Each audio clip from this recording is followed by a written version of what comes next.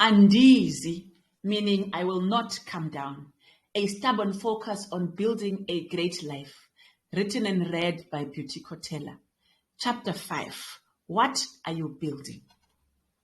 While the book starts by narrating the experiences of Nehemiah, you would be sadly mistaken if you thought for a moment that this book was about Nehemiah. This book, my friend, is about you. It's a book about you and me. If you are old enough to be able to read, this book is about you. The truth about life, whether we like it or not, whether we are conscious of it or not, is that we all have something to build. And at any given point in time, we have more than one building project. But if we are to combine all our building projects into one, then we all have our lives to build. But in that macro building project, which is called our life, there are a whole lot of other micro and important projects. But time will not allow us to focus on each and every one of the micro projects individually. Allow me to use another parable from the Bible, Matthew 7:24-27. Jesus tells the story of the wise and foolish builder. The wise one builds his house upon the rock. The foolish one builds his house upon the sand. While the weather was fine, both houses stood, and it was perhaps not easy to see the difference in their foundations. However, when the storm came, the rain came down and the floods came up. The house on the rock stood firm. Sadly, the house on the sand went smash, as the children would say. Without focusing on the types of foundations used, the main point I want to make from this parable is that we all have something to build, and that is the point and purpose of our lives. But our God would rather have us build or have life and have it abundantly. Now, just like it happened with Nehemiah, and just like it happened in the parable above, and if you are old enough, just like you have probably experienced, Sanballat will come, storms will come, opposition will come. The aim, not so much to hurt or kill you. That will be collateral damage, just a bonus. The main aim is to stop you from building. The aim is to stop you or to demolish what you have built. So the question then comes, what is that something to build for you? If I look around in our society today, my heart breaks at the number of places where the walls of our lives are falling. One thing is clear, there is so much building and rebuilding to be done in our society. So while the specifics of the answer to the question above will vary from person to person, corporately as a people, we have so much to build and to rebuild. As parents, as the community, we have and we will always have that super high calling and responsibility of building and rebuilding our children. One of the heartbreaking news articles for me is one that involves children who have been hurt in one way or another. It is sadly not uncommon in our society anymore to hear about child abuse. Children who suffer all forms of abuse from people who are supposed to be protecting them. Television and newspapers are full of stories of abandoned children, raped children, toddlers who get burned and killed, and I can go on and on. But for the sake of my heart, let me stop and rather ask a question in my language. Kwenzekani ma-Afrika? Since when has it become okay for us to turn and become predators to the very ones we gave birth to? Where have we gone wrong? But an even better question is, how can we fix it? How can we turn this situation around? How can we go back to the children being the gifts from God that we know them to be? How can we go back to our streets, our neighborhoods, our homes, being safe havens for our children? How can we go back to giving children their innocence, where all they worry about is who's going to play with them and who took their toys or their dolls or their cell phones for teenagers? I ask questions because I do not here purport to have all the answers. I simply do not. But I do want to assert that if each and every one of us were to get back on the walls of parenting and perform our God-given duty of parenting as we should, we would see a change. And in the African context, where it takes a village to raise a child, not only would we raise and protect our children, but we would also raise the children of the village. Overwhelming? Oh, absolutely. Even as I type, I am feeling the overwhelming sense of how big this is. I'm feeling it now as I read.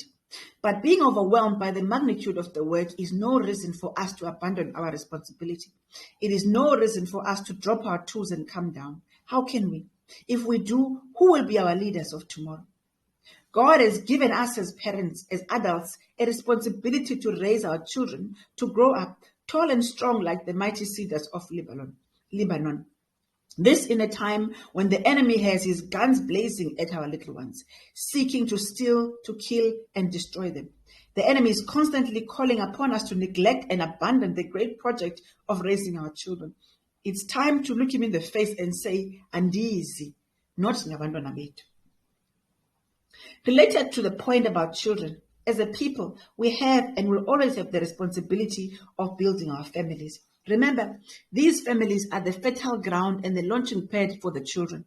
Whether it is a single-parent family, families of those who are married, or even child-headed families, the enemy is out to destroy families, and sadly, most of his tools are often within the family.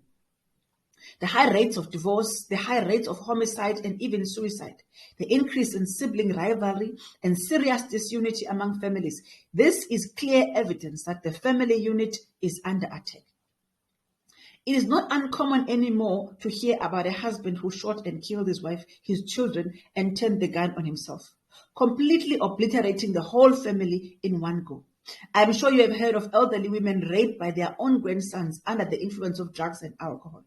Not to mention family feuds and divorce contestations that end up in a court, and even worse, with hitmen hired to kill other family members. On a less graphic note, I'm sure you know about siblings, brothers and sisters of the same mother and father who have not spoken to each other in years. The walls of our families have cracks and some have fallen, partially or completely. Of course, the painful and immediate victims of the fallen family walls are the very children that grow up in these families. When are we going to get tired of these attacks?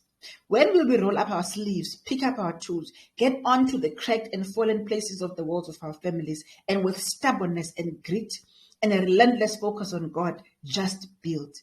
When do we look the enemy in the face with courage and chickiness knitted and tell him, "Andizi, not ngamakhaya wethu"? Another area of fallen walls that needs attention is the area of leadership. As John Maxwell puts it, everything rises and falls on leadership. One could argue that all the ills of our communities and families are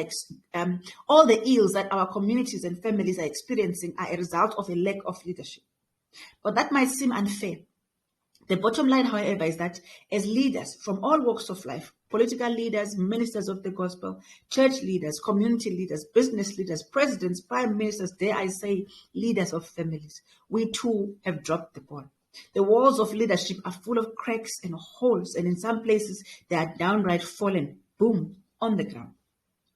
Perhaps, maybe fairly so, the failures of our leaders, especially those of prominence, are in the public eye for all to see.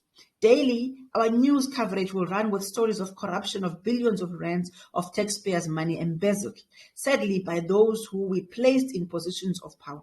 My country, South Africa, at the writing of this book, was running what was called a state capture commission at the cost of millions of rands, trying to get to the bottom of state capture. The only people on the stands were our leaders. That is a huge worry and a crystal clear indication of the cracks in our leadership world. So the corruption taking place at the lower levels of leadership like municipalities is not too surprising if our national leaders are also found wanting. In case you think it is only our political leaders who are at fault, keep reading the news. Churches and religious organizations, these places which are supposed to be the custodians of the moral fiber of society, they too have serious cracks on the walls. Parts of the walls have just fallen.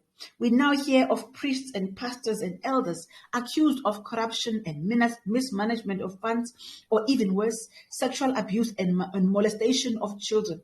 I will not even talk about God's people being fed snakes and grass and sprayed with insect sprays and the false resurrections.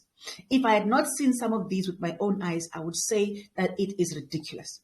Time will not allow me to talk about the community leaders who take resources that are meant for the poor and redirect them to their friends and families and threaten whoever tries to stop them. There is just not enough space in this book to talk about all the atrocities and the corruption with ridiculously exorbitant profits taking place in businesses at the watch and sometimes the instigation of the very leaders of these companies. Just not enough space here. The problem with walls falling at the actual leadership level is that the impact can be far and wide depending on the scope of influence of that particular leader. And so I wish to also charge our leaders. the custodians of the values of our societies, those whom God has tasked with the strategic direction of our communities, our churches, our companies, our countries. The enemy is after what you are building. It's time to take the attention away from self-enriching endeavors. Those are the traps of the enemy calling you down and away from the great project that you were placed up there to do. Resist the temptation. And for the sake of those you lead and him who called you, it's time to look the enemy in the eye and say, ANDIZI, not ngenkokheli zethu. If after reading this chapter you find yourself a little depressed, I understand. But one message it gives us is this: the enemy is at war, and one of his most prominent tools is us. Although us being a tool is bad news, it is also good news. We can choose on any day to remove ourselves from the hand of the enemy and place ourselves firmly in the hands of God as tools to build and rebuild, dare I say, even some of the very worlds we helped destroy. That is a better and a nobler response. Difficult? Oh, absolutely. Impossible? Well, nothing is impossible with God.